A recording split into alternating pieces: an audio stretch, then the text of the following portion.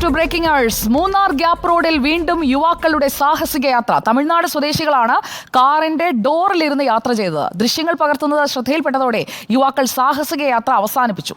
Motor വാഹന വകുപ്പ് പരിശോധന ശക്തമാക്കുമ്പോഴും റോഡിലെ സാഹസിക യാത്രകൾ തുടരുകയാണ്. നമുക്ക് ആ ദൃശ്യം ഒന്ന് കാണാം.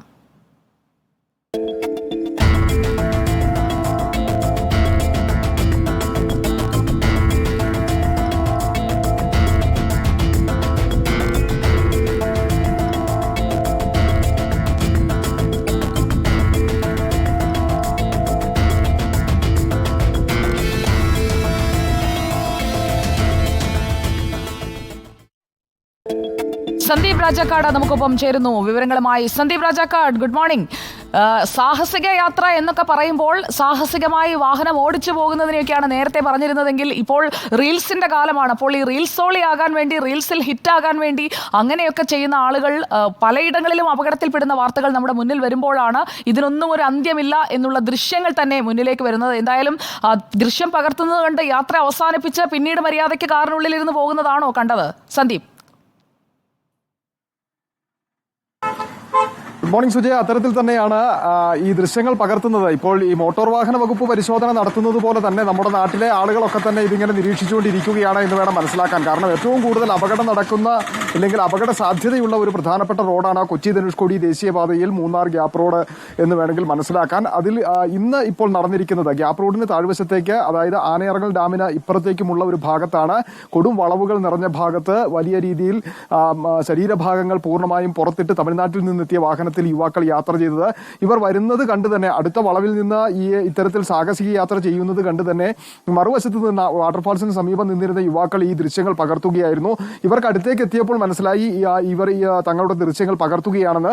തുടർന്ന് യുവാക്കൾ ഈ കാറിനകത്തേക്ക് കയറി യാത്ര തുടരുകയാണ് ചെയ്തത്. കാരണം ഈ ഗ്യാപ്പ് റോഡിലെ ഇത്തരം സാഹസിക യാത്ര കഴിഞ്ഞ ഏതാണ്ട് 2-3 ആഴ്ചക്കാലമായി ഇങ്ങനെ വിവാദ ചർച്ചയായി നിലനിൽക്കുന്ന ഒരു സാഹചര്യമുണ്ട്. ഈ 3 ആഴ്ചയ്ക്കുള്ളിൽ ഇത് 5ാമത്തെ സാഹസിക യാത്രയാണുള്ളത്. ഇത് വലിയ അപകടങ്ങൾക്ക് വഴിയൊരുക്കുമെന്ന് കണ്ടി മോട്ടോർ വാഹന വകുപ്പ് ചിലർക്കെതിരെ നടപടി സ്വീകരിച്ചു. ഒപ്പം തന്നെ പരിശോധന ശക്തമാക്കി. എന്നിരുന്നാൽ പോലും ഈ പുറത്തുനിന്ന് വരുന്നവർ ഇതൊന്നും മനസ്സിലാക്കുന്നില്ല എന്ന് വേണം മനസ്സിലാക്കാൻ. ഏറ്റവും പ്രധാനമായി മറ്റൊന്ന് നമ്മൾ കാണേണ്ടത്, ഈ അടുത്ത കാലങ്ങളിൽ ഉണ്ടായിട്ടുള്ള വാഹന അപകടങ്ങളെല്ലാം ഇതര സംസ്ഥാനങ്ങളിൽ നിന്ന് എത്തുന്നവരുടെയാണ് എന്നുള്ളതാണ് ഏറ്റവും പ്രധാനപ്പെട്ട കാര്യം. കാരണം അവർക്ക് ഈ റോഡിനെ കുറിച്ച് വ്യക്തമായി ധാരണയില്ല. കൊടും വളവുകൾ, കുത്തിറക്കം, അത്തരത്തിൽ അപകട സാധ്യത വലിയ രീതിയിലുള്ള ഈ റോഡിലൂടെയുള്ള യാത്ര അപകടകരമാണ്. അത് അറിയാതെ വരുന്നത് കൊണ്ടാണ് ഇവരുടെ വാഹനങ്ങൾ ഇത്തരത്തിൽ അപകടപ്പെടുവാൻ കാരണമാകുന്നത്. അങ്ങനെയുള്ള സാഹചര്യം നിലനിൽക്കുമ്പോഴാണ് ഇത്തരം വാഹനയാത്രകൾ ഉണ്ടാകുന്നത് എന്നുള്ളതാണ്. എന്തായിരുന്നാലും വലിയ രീതിയിലുള്ള ഒരു കൃത്യമായിട്ടുള്ള പരിശോധന റോഡിൽ നിന്ന് പരിശോധിക്കുകയും പിടികൂടുകയും നടപടി സ്വീകരിക്കുകയും ചെയ്യാതെ ഇത്തരം സാഹസിക യാത്രകൾക്ക് അവസാനമുണ്ടാകില്ല എന്നാണ് നമ്മൾ മനസ്സിലാക്കുന്നത്.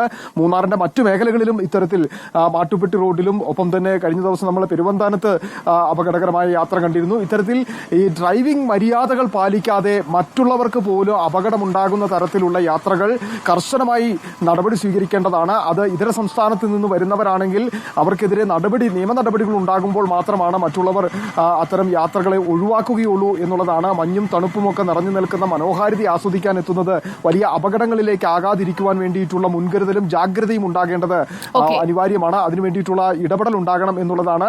ഇത്തരം വാർത്തകളൊക്കെ പുറത്തു വരുമ്പോൾ ശരി. സന്ദീപ് രാജാക്കാടാണ് മൂന്നാർ ഗ്യാപ്പ് റോഡിലെ യുവാക്കളുടെ സാഹസിക യാത്ര സംബന്ധിച്ചുള്ള ദൃശ്യങ്ങൾ പങ്കുവച്ചതും ഒപ്പം